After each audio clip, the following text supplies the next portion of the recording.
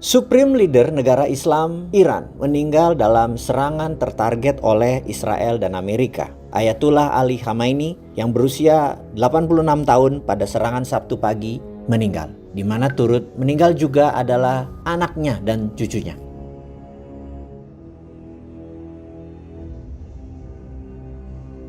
Iran kemudian mengumumkan 7 hari libur dan 40 hari berkabung nasional. Di sisi Amerika, Trump mengumumkan bahwa Khamenei adalah salah satu pemimpin terjahat di dunia yang harus digulingkan rezimnya dan dibunuh pemimpinnya. Tindakan Amerika dan Israel adalah untuk keadilan dunia katanya, dan untuk keselamatan umat manusia. Kok bisa-bisanya ya dia ngomong begitu?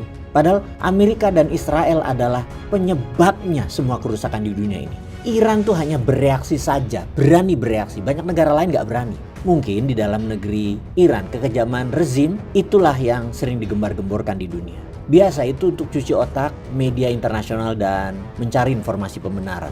Trump mengatakan serangan ke Iran akan berhenti ketika rezim jatuh dan pasukan perdamaian masuk ke Iran dan mengendalikan keadaan. Kata-kata pasukan perdamaian masuk itu klasik ya. Padahal ini adalah penaklukan dan pemborgolan. Propaganda yang dilakukan oleh Israel Amerika melalui media kepada rakyat Iran dan oposisi Iran adalah segeralah ambil alih pemerintahan dan rezim Khamenei. Kan kami sudah bantu Anda. Propaganda Amerika itu diharapkan menggerakkan massa untuk berkumpul dan menggulingkan pemerintahan rezim. Namun sejauh ini yang ada hanya tangisan nasional dan kemarahan memuncak dari rakyat Iran ke Amerika. Mungkin mereka tidak setuju dengan kebijakan rezim Ayatullah, namun mereka lebih benci Amerika dan Israel. Kita boleh mengakui sih kecanggihan data intelijen Amerika dan kecanggihan sistem serangan tersebut yang bisa dengan tepat mengeksekusi Khamenei dan pejabat tinggi lainnya. Namun semangat ideologi Iran tidak bisa ditumbangkan dengan para pejabat Iran dibunuh. Walaupun mereka juga tidak terlalu disukai, namun faktanya tidak ada yang bergerak rakyatnya.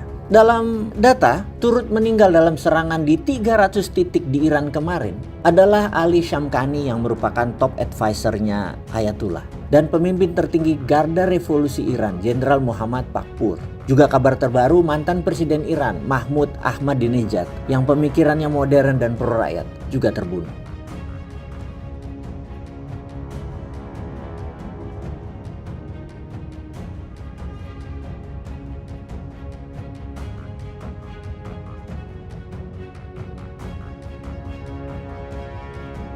Tentara Garda Revolusi Iran kemudian mengeluarkan perintah pembalasan atas nama pembunuhan pemimpin tertinggi Iran yang artinya perang total dengan Israel dan Amerika dikibarkan kepada seluruh rakyat Iran. Dalam tradisi pemerintahan Iran agak beda dengan sisa dunia yang lain. Mereka menggunakan cara pengambilannya sama mungkin ya, adalah kolegium, di mana negara demokrasi ala barat juga seperti itu, ada triumviratnya. Jadi kalau di Indonesia misalnya yang menganut demokrasi barat, kalau presiden berhalangan baik permanen ataupun sementara, maka pemerintahannya dikendalikan oleh 3 kementerian, yaitu Menteri Luar Negeri, Menteri Dalam Negeri, dan Menteri Pertahanan. Itulah disebut triumvirat. Di Indonesia saat ini, pejabat itu adalah jabatan strategis yang dipegang oleh orang-orang kepercayaannya Pak Prabowo, seperti Pak Tito di Mendagri, Pak Sugiono Menlu, dan Pak Safri di Menhan. Di Iran, secara manajemen ekonomi bernegara kekuasaan dipegang oleh Garda Revolusi sekarang. Jadi Garda Revolusi Iran itu semacam partai komunisnya di Tiongkok.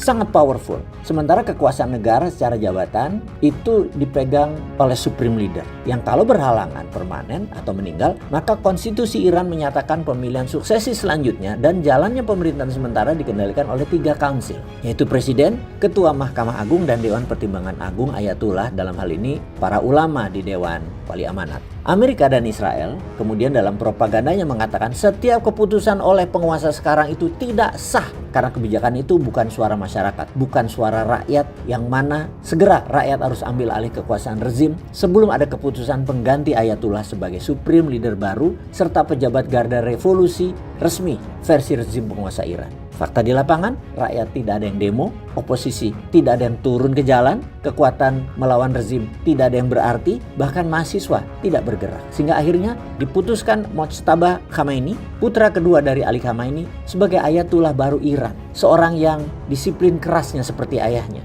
Sejak 2019 beliau mengendalikan banyak keputusan di dalam negeri pemerintahan Iran.